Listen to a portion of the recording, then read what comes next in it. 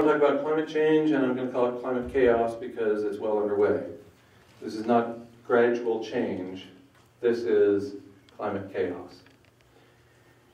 In late 2007, the Intergovernmental Panel on Climate Change, the noted IPCC, using a consensus process, which is very conservative, concluded that we're headed for a 1 degree C temperature increase by 2100. We had at that point experienced a 0.8 degree temperature increase. So if it doesn't seem at all outrageous that we would enjoy another 0.2 degree temperature increase in the next 100 years, I can imagine how you might think that's a fairly conservative assessment. Merely for elucidating the obvious, the IPCC was awarded a share of the Nobel Peace Prize. A year later, the Hadley Center for Meteorological Research in England concluded that we're headed for a 2 degree C temperature increase by 2100. Now, 2 degrees C doesn't sound like much. It doesn't sound like any big deal at all. But in fact, 2 degrees C is absolutely huge. 2 degrees C kicks into play several positive feedback loops that almost certainly lead to 6 degrees C and, in the short term thereafter, a runaway greenhouse. 2 degrees C, by every assessment I've read, indicates a near-term transition to human extinction. The Hadley Center for Meteorological Research was established by that wacky liberal Margaret Thatcher. So this is not exactly a left-wing liberal organization. This is a very conservative assessment. And it indicates we're headed for our extinction in the not-too-distant future. The United Nations Environment Program, 6 months later, concludes we're headed for 3.5 degrees C by 2100. Each of these models and assessments relies on an increasing amount of data,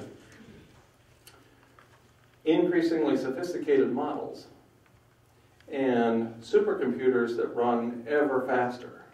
So you can imagine the computers we had in 2007 were basically the equivalent of the abacus for those of you who are 20 years old. You know, that's forever ago. That's like a telephone where you actually have to stand there and dial the phone. And you dial, you're making sparks. Right? I mean, that's how old that technology is relative to today's standards. So we have much better information at this point. The United Nations Environment Program says we're headed for 3.5 degrees C by 2100. The Hadley Center comes along not long after the previous assessment and says 4 is the new 2, and it's coming by mid-century. This is huge. This is unimaginably huge. It was ignored, of course, by all the major media outlets. 4 degrees C almost certainly is the final nail in the coffin for the human experience. It's coming as early as mid-century. The really bad news, I have half the screen left. Consistent with 4 degrees C temperature increase by mid-century, the Copenhagen Project and the Global Carbon Project, and rather the Copenhagen Diagnosis, concluded that we're headed for 6 or 7 degrees C by the end of the century. And that's what happens when you set positive feedbacks into motion. Now, interestingly, none of these assessments include those positive feedbacks. None of these include positive feedbacks, including the International Energy Agency's report from just over a year ago, 3.5 degrees C by 2035. Or, how do you like the United Nations Environment Program?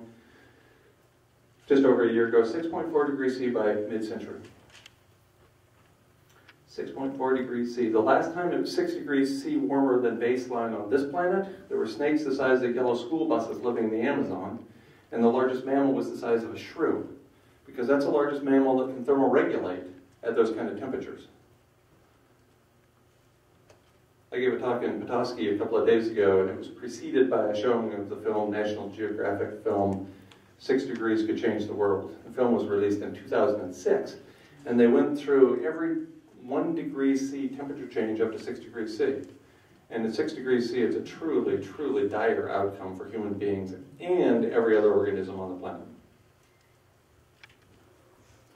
There is little question that if 6.4 degrees C doesn't cause our extinction by 2050, that it won't come long after that.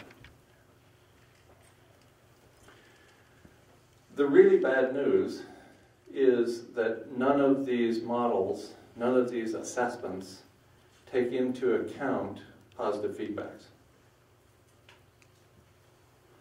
National Center for Atmospheric Research, just over a year ago, put out the only comprehensive assessment to include positive feedbacks, and they indicate we're headed for 16 degrees C world by 2100. That's hot. I have good news, though. The bad news is that none of these assessments take into account positive feedbacks. The good news is that none of them take into account collapse of the industrial economy. So there may be a way to allow our species to persist a few more generations.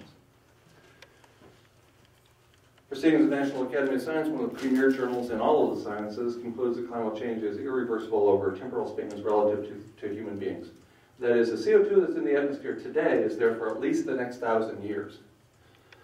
The planet cannot sequester carbon from the atmosphere nearly as fast as we're putting it up there. So we're at 394 parts per million for at least the next 1,000 years. At the start of the Industrial Revolution, we had 250 parts per million. We're almost at 400 already. That's unbelievably rapid change. The United Nations Environment Program points out that during 2008, global carbon emissions actually increased. This was a stunning surprise because some of you remember 2008 as the year of the Great Recession. The year we stopped calling them, the year we called it the Great Recession because we never call anything a depression anymore, because that's too depressing.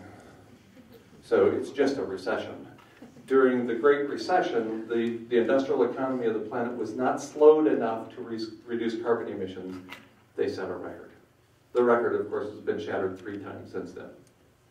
And last year, 2011, we set an all-time record by increasing carbon emissions 6.5% over the year before, which is a 6% increase over the year before that. We're in exponential increase land when it comes to carbon emissions.